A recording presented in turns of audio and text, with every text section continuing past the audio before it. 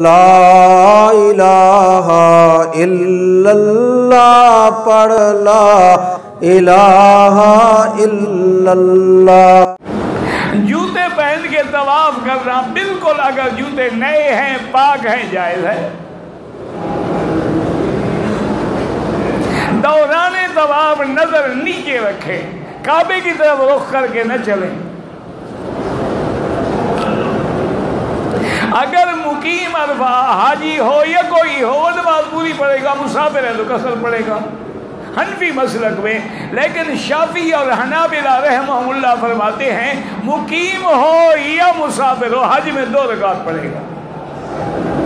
اب یہ مسئلے بیان کر رہا ہے، یہ علماء کا کام ہے۔ ان کی دلیل ہے کہ حضور پاک نے 2 پڑھی، جب حضور نے ہر جگہ 2 پڑھی ہیں اس لیے وہ بھی 2 پڑھتے ہیں۔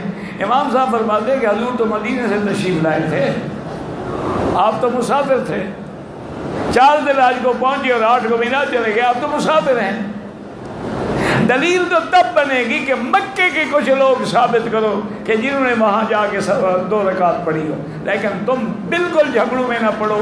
جن نے 2 رکعت پڑھی ہیں اللہ قبول فرمائے، 4 پڑھی ہیں اللہ قبول فرمائے۔ اب امت کو ان فروعی مسائل میں نہ لڑایا کرو خدا کے لیے۔ بہرحال ویڈیو نہ بنایا کرو۔ عورتیں اگر گولی کھا کے حیض روکنے کی کوشش کریں وہ جائز تو ہے، لیکن کبھی الٹا مصیبت بن جاتی ہے، نہ بند ہوتا ہے نہ آتا ہے۔